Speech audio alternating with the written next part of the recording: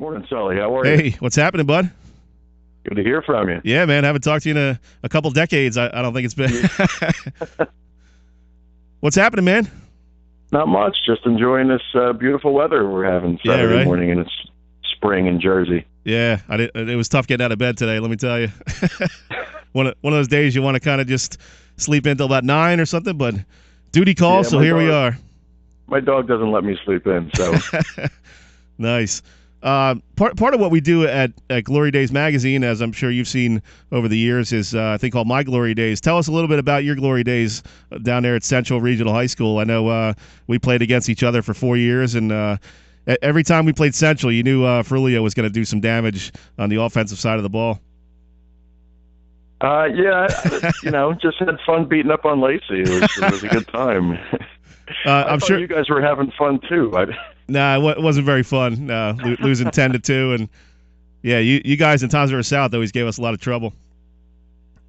Yeah, it was a great time, man. Great memories. Build a lot of great relationships with guys at all different schools, all over the shore, all over Ocean County, and it was fun. Had a great time.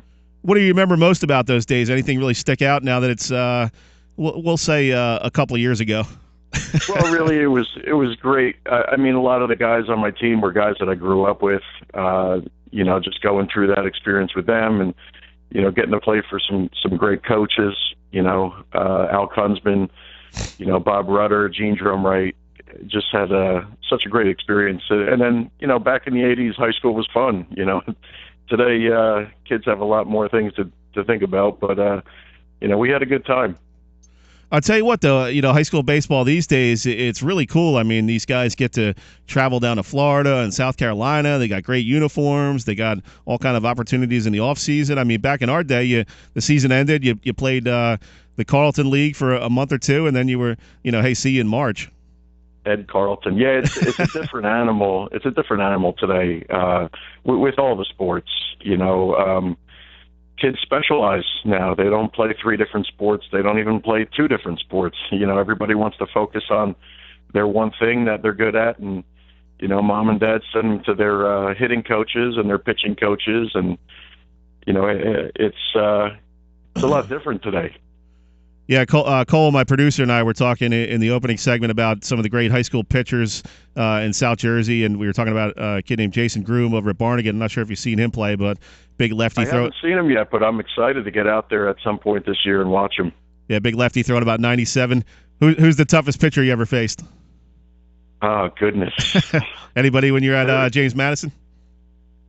Oh, you didn't just do that to me. George Mason, I went. I'm sorry, James George Madison's Mason. My bad. Enemy. My bad. James Madison's the enemy. George Mason. My bad.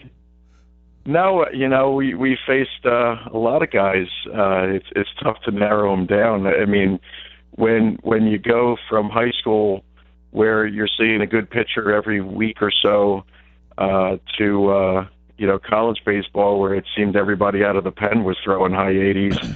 And low 90s. It was definitely a different game, but I can't really pinpoint one name. I mean, everybody knows Rod Velarde at Toms River South.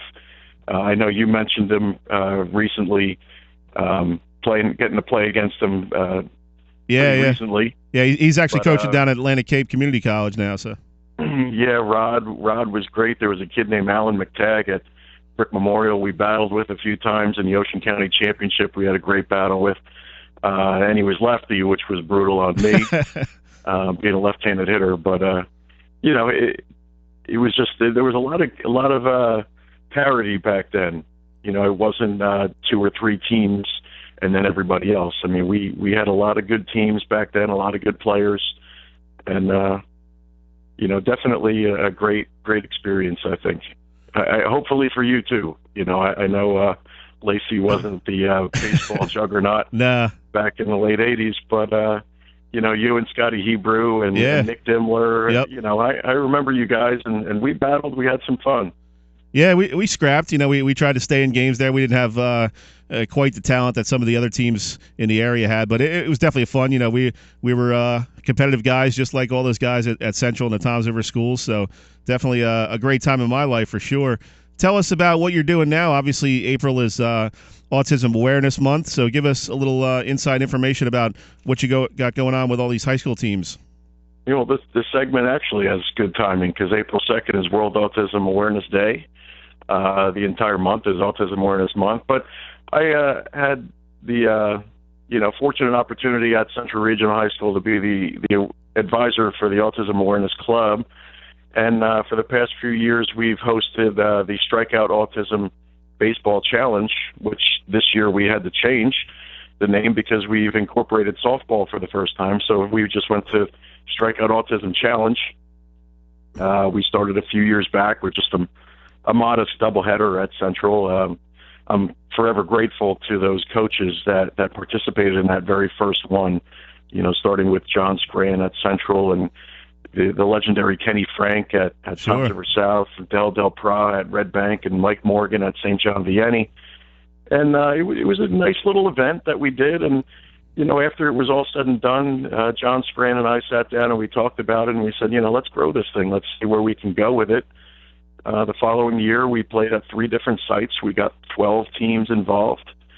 And it grew to last year where we had 9 sites and 36 schools involved. Wow. And we grew even this year a little bit more. This year on April 16th, 2 weeks from today, we'll be squaring up on 10 different fields up and down the shore. Wow. From Central all the way up to Raritan. We got 42 baseball schools.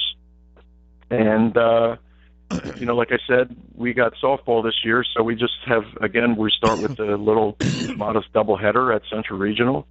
So we got 4 softball teams involved, and from here on, we're hoping to maybe grow it on the softball end as well, maybe try to match what we've been able to do baseball-wise. We're talking with Jerry Frulio, former standout baseball player at Central Regional High School. Jared, give us some more information about this. I guess it's more of a showcase than an actual tournament. Yeah. It's not a tournament. We just, we'll schedule them up and, tee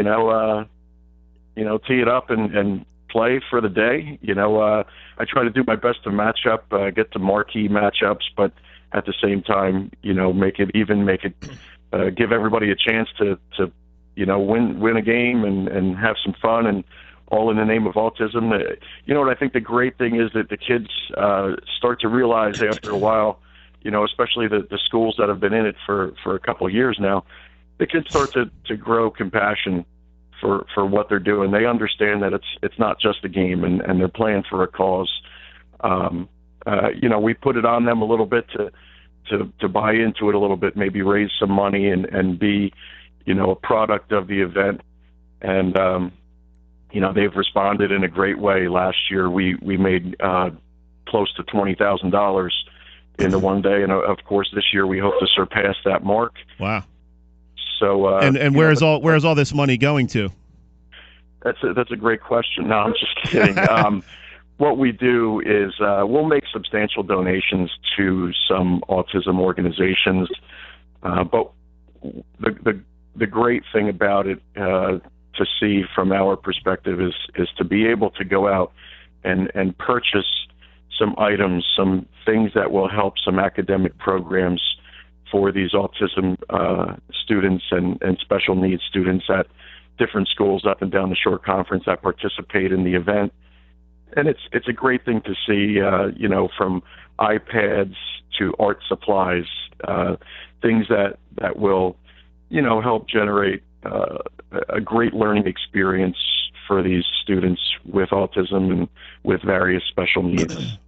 Now, in your experience, last couple of years, some of these high school athletes, how much do they know about autism? Have they been exposed to it, through their high schools or their elementary schools, grade schools, growing up? How much are they aware of the challenges that face these young kids with autism? And that's another great component of what we're doing here. I mean, this year we'll have over 800 student athletes participating in the program, and it's really, obviously we're raising money, we're doing a great thing for all of these kids, but it's also to raise awareness and educate them, which, hopefully they're taking that and passing that on to their families and friends and neighbors, and And it's a constant thing. I mean, our ultimate goal obviously is to raise awareness to the autism disorder. So we just hope that these players understand what they're doing, what they're playing for. Like I said, they grow some compassion and some awareness and some education. Now, do you have kids who have autism? Do they come out to the games in any way, shape, or form? I know, with the South Jersey Field of Dreams, there's a lot of kids that play in that who have autism, and these high school teams come out and volunteer, and it's almost like a little bit of hero worship. They see the kids in their uniforms, and these kids are like rock stars to these special needs kids. Yeah, we try to incorporate that to the best of our ability. A lot of these schools have autism programs. Central Regional has a couple of amazing academic programs for students with autism. I have to give a shout out to my wife, who's the autism teacher in Central Regional Middle School. But and she's also been a major component to putting this whole event together, going way back to the birth of it all. But all these other schools that are involved that might have programs, we encourage them to get these kids out and just to be a part of the day.